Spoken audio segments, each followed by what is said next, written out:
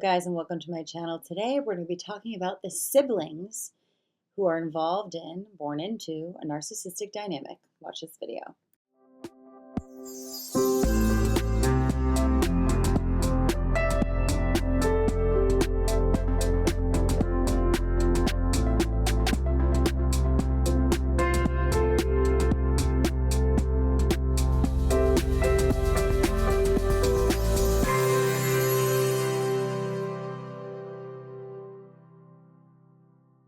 Hey everyone, welcome to my channel. If you're new, please click the subscribe button and the bell to receive notifications when I release new videos. And if you've been with us for a while, thank you so much and welcome back.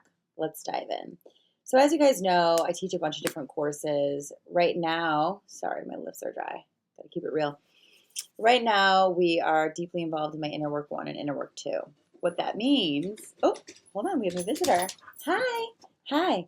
What that means is, Inner Work 1 right now is 100% dedicated to women of daughters of narcissistic mothers, and Inner Work 2 is dedicated to abandonment wounds and trauma bonds. And so one of the topics that came up today was siblings. What happens to the siblings in these narcissistic dynamics? This is 100% textbook. In the majority of narcissistic systems that are our family, there's a role. There's a role instead of your authentic identity. Let me close this door. Hold, please. So the role is, you're either the lost child, the golden child, the scapegoat child. You're something other than what you truly are, and you grow up with this false identity. Siblings are not allowed to be close to each other, and there's very specific reasons why. If you are lucky enough to have not had this type of triangulation in your narcissistic system, you are rare. But if there's two girls, sisters, or two boys, brothers, or a brother and sister, it doesn't really matter.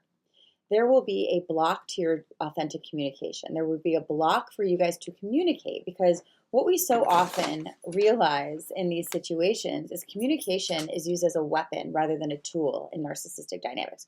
A tool would be conscious communication, which I teach in all my couples courses, right? Conscious communication is, this is how I feel. This is how this was perceived. Oh, that's so interesting. Let's talk about it.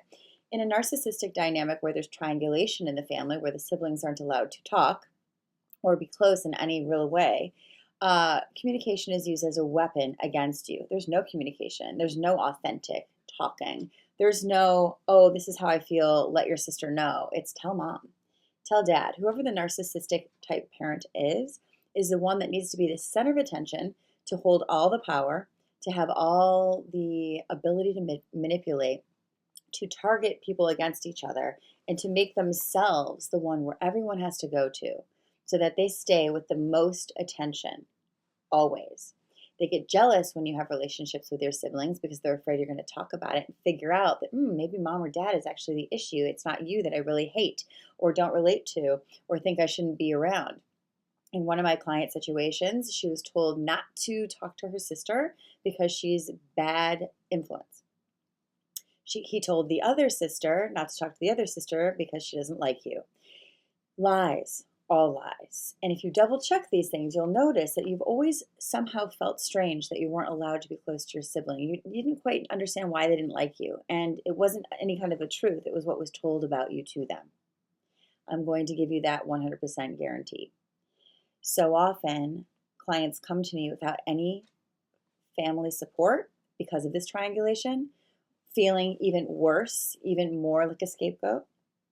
The golden child holds a lot of guilt too because of what happened to the scapegoat. And this is what happens. We grow up without this support from anyone in our family, and we feel singled out so that we think we are the issue. If you were the one singled out who wasn't allowed to be close to a sibling, and there's a bunch of shit talked about you, it is because you're probably the one that's the truth teller that saw the truth when everyone else was in denial. Something really important to understand here too is if you're the sensitive one, you're the one that was either reacting or hiding. If you were the reactor, I had a client tell me today, which I thought was genius. We've worked together 5 years now. She is someone so special in my heart. She said to me, I realize now why I was so reactive to my mother, because I was trying to break her out of her denial. She said I wouldn't let her have peace until she would tell the truth. And this is her at like 5, 7, 12. Now she's in her 30s. And she's like, I get it now. There wasn't anything wrong with me or my behavior. There was something wrong with my mother in her denial.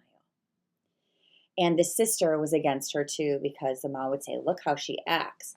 To take the spotlight off of mother's behavior, off of mother's inadequacy of being an emotional soundboard, of being an emotional mirror to her daughter.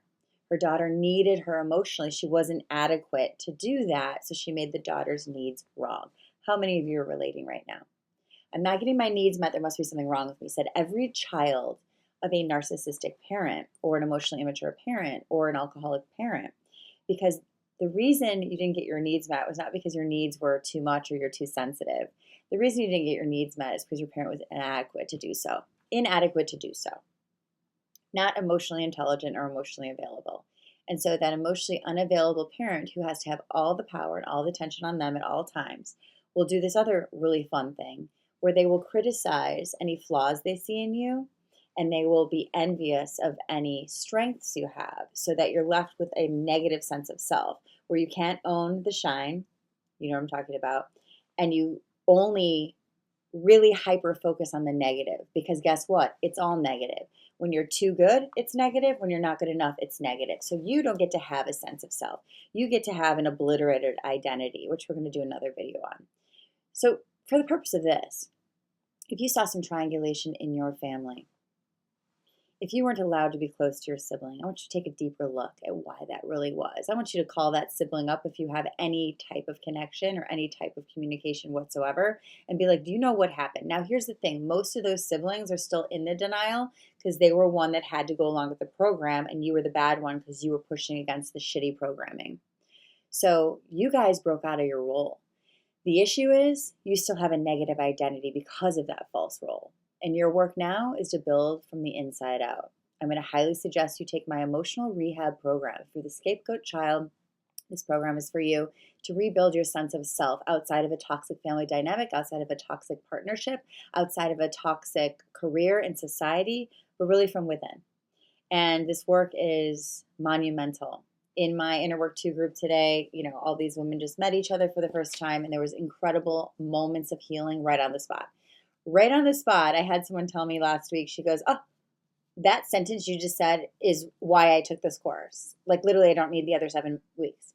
And so this is what you have to understand is when you're in and around containers of understanding and validation, you start to heal quicker. Community is key, and validation of someone who's been through it and who can validate you and teach you how to validate you is key. So think about joining my Truth Room membership if you're not able to do emotional rehab. Emotional rehab starts in March 2024, and Truth Room is every single Friday. So we meet 4 times live a month for $47.